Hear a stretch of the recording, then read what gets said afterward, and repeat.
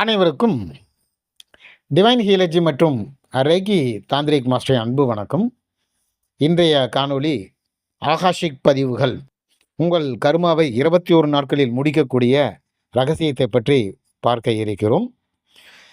பிரபஞ்சத்தில் ஒவ்வொரு உயிரின் செயல்களும், எண்ணங்களும், உணர்ச்சிகளும் ஆகாயத்தின் பதிவு செய்யப்படுகிறது. இதுதான் ஆகாசிக் பதிவுகள்.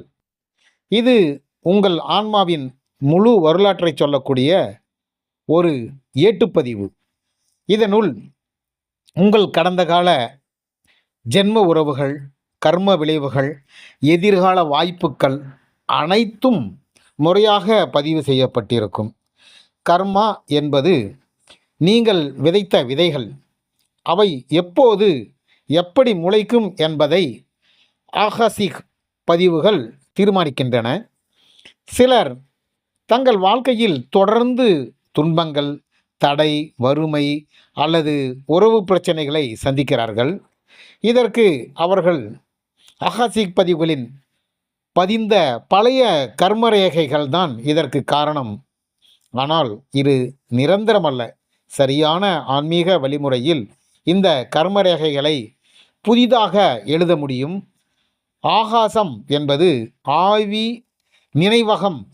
இதை அணுகுவது உங்கள் ஆன்மீக முன்னேற்றத்தின் திறவுகோல். ஆகாசிக் பதிவுகளை அணுகி மாற்றுவது ஒரு புனிதமான தியான பயணம். இதை நீங்கள் 21 நாட்களில் பின்பற்றினால் உங்கள் கர்ம ரீதியான வாழ்க்கை மாற்றம் தொடங்கும். சித்தப்புருஷர்களுடைய கூற்றுக்களையும் அவருடைய ஏடுகளையும் நாம் ஆராய்ந்து பார்ப்போமானால் இந்த முன்ஜென்ம வினைப்பதிவுகளை அவர்கள் தெளிவாக விளக்கி இருப்பார்கள். பட்டினத்தடியார் கழுமரம் ஏற்றிய போது அவர் தன்னுடைய உடம்பை பார்த்து, இந்த உடல் எடுத்த இந்த பிறவியில் நான் எந்த பாவமும் செய்யவில்லை. இந்த ஊன் உடம்பை எடுப்பதற்கு முன் செய்த வினைதான் என்னை இந்த கழுமரம் வரையும் ஏற்றிவித்தது. படு உடலே படு என்று பட்டினத்தடியார் சொல்வார்கள். அப்பொழுது அந்த கழுமரமே பற்றி எரியும். இது ஒரு பட்டினத்தடியாருடைய வரலாற்றின் நிகழ்வுகள். இந்த முன்வினை ஜன்மங்கள் இந்த ஆகாஷ் பதிவுகளில் பதியப்படுகிறது. ஒவ்வொருவருக்கும் ஒரு ஏடு உண்டு. இந்த பதிவுகள் திண்ணமாக முறையாக பதியப்படுகிறது. இந்த பதிவுகளை எடுப்பது மிக மிக எளிமையான விஷயங்கள் தான். நாம் பயிற்சியின் மூலமாக கர்ம மாற்றங்களை, ஆகாசிக் பதிவுகளை கர்ம மாற்றம் மூலமாக ஒரு 20 நிமிட பயிற்சியில் நம்முடைய கர்மாவே மாற்ற முடியும். இந்த பயிற்சி முதல் நாள் முதல் 3 நாள் வரை அறிவுக்கு விழிப்பு அப்படின்னு சொல்லிட்டு அந்த தலைப்பு இருக்குது. ஒவ்வொரு காலை எழுந்தவுடனும் நான் என் ஆன்மா வழியாக உண்மையை அறிகிறேன் என்று சொல்ல வேண்டும். 1வது நாளிலிருந்து 3ஆம் நாள் வரையில் இது ஒரு அறிவு விரிப்பு. தியானத்தின் போது நீல ஒளி உங்கள் தலையிலிருந்து மேலே செல்லும் என கற்பனை செய்யுங்கள். இதுவே ஆகாசிக் சேனல் ரிசீவர் என்று சொல்வார்கள். உங்கள் ஆன்மாவுடன் இணைப்பு பெற 3 நாட்கள் இதே மனநிலை தியானம் செய்ய வேண்டும். அதாவது முதல் நாளிலிருந்து 3 நாள் வரையும் நான் என் ஆன்மா வழியாக உண்மையை அறிகிறேன் என்று சொல்ல வேண்டும். அடுத்து தியானத்தின் போது நீல ஒளி உங்கள் தலையிலிருந்து மேலே செல்லும் என கற்பனை செய்ய வேண்டும். இதுவே ஆகாசிக் சேனல் ரிசீவர் என்று சொல்லப்படுகிறது. உங்கள் ஆன்மாவின் அடுத்த பயிற்சியானது 4வது நாளிலிருந்து 7ஆம் நாள் வரையில் பழைய கர்மாவை வெளிச்சத்திற்கு கொண்டு வரக்கூடிய ஒரு நிகழ்வு. ஒவ்வொரு இரவும் நீங்கள் அனுபவிக்கும் கனவுகளை ஒரு நோட்டில் எழுத வேண்டும். கனவுகள் உங்கள் ஆகாசிக் பதிவுகளில் இருந்து வரும் சின்னங்கள். இவை எதையும் மறைக்கவில்லை. உங்கள் கடந்த கர்மா சுழற்சிகளை வெளிப்படுத்துகின்றன. தியானத்தின் போது நான் எனது பழைய கர்மாவை வெளிச்சத்தில் காண்கிறேன் என்று சொல்லுங்கள். இந்த பயிற்சி 4ஆம் நாளிலிருந்து 7ஆம் நாள் வரையில் தொடர்ந்து செய்ய வேண்டும். ஒவ்வொரு இரவும் உங்களுடைய அனுபவிக்கும் கனவுகளை நோட்டு புத்தகத்தில் எழுத வேண்டும்.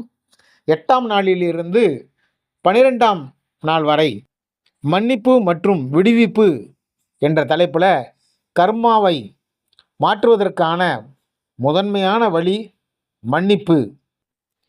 என்னை துன்புறுத்தியவர்களை நான் மன்னிக்கிறேன், என்னையும் நான் மன்னிக்கிறேன் என தினமும் பயிற்சி செய்ய வேண்டும். இதை மனம் நிறைந்த உணர்வுடன் கூறினால் கர்ம கட்டுக்கள் கரைந்து உடைந்து வெளியேறும். இந்த நாட்களில் பச்சை நிற ஒளி தியானம் செய்யுங்கள். இது மனம் மற்றும் ஆன்மாவை சுத்திகரிக்கக்கூடிய நிலை. இது அடுத்து 13வது நாளிலிருந்து 17வது நாள் வரை கர்ம விதைகள் விதைப்பு. ஒவ்வொரு நாளும் நன்மை செய்க, யாருக்காவது உதவுங்கள். பாசம், நன்றி, கருணை ஆகியவற்றை வளர்த்தால் புதிய நல்ல கர்ம விதைகள் விதைக்கப்படும். ஆகாசத்தில் இதுவே புதிய பதிவாக சேரும். என் ஆன்மா தெய்வீக திசையின் வழி நடத்தட்டும் என்று சொல்லுங்கள். இந்த தியானமானது மிக அற்புதமான தியானம். இவைகளெல்லாம் பாவஸ்பந்தனா என்று சொல்வார்கள். உங்களுடைய கற்பனையிலேயே செய்யக்கூடிய நிகழ்வுகள். 18ஆம் நாளிலிருந்து 21ஆம் நாள் வரையில் புது பதிவுகள், புதிய வாழ்க்கை அப்படின்ற ஒரு தலைப்பில் இப்போது உங்களின் கர்ம கோப்பை புதிதாக எழுதப்படும். தியானத்தின் தங்க நிற ஒளி உங்கள் முழு உடலையும் சுற்றுகிறது என கற்பனை செய்யுங்கள். இதுவே ஆகாயத்தின் உங்கள் புதிய பதிவின் ஒளி. இது ரேகியில் மிக முக்கியமான ஒரு பயிற்சி. இது ஒரு தங்க நிற கதவானது நம்முடைய இதயத்தை திறக்கிறது அப்படின்னு சொல்லிட்டு பாவஸ்பந்தனா அப்படின்னு பேர். இந்த பயிற்சி பேர் இது எப்படின்னு சொன்னால் நம்முடைய கற்பனையிலேயே நிஜமாக்க ஒரு நடைமுறையை உண்டாக்குவது. இது கடந்த கால துன்பங்கள், பழைய தவறுகள் எல்லாம் கரையட்டும் என்று சொல்ல வேண்டும். 21வது நாளில் நான் புதிய நித்தியம், என் கர்மம் பிரகாசத்தின் பாதையில் செல்கிறது அப்படின்னு சொல்லிட்டு 21 நாட்களில் இந்த பயிற்சியை செய்யணும். இது மிக அற்புதமான பதிவு. இந்த ஆகாசிக் பதிவுகளை மாற்றுவது உங்கள் வாழ்க்கையை மாற்றும் ஒரு ஆன்மீக சக்தி தான் அப்படின்னு சொல்லலாம். நீங்கள் உங்கள் சொந்த வாழ்க்கை எழுத்தாளர். ஆகாசம் என்பது உங்களுடைய ஆன்ம நூலகமாகும். ஒவ்வொரு எண்ணமும், செயலும், உணர்ச்சியும் புதிய பதிவாக மாறக்கூடும்.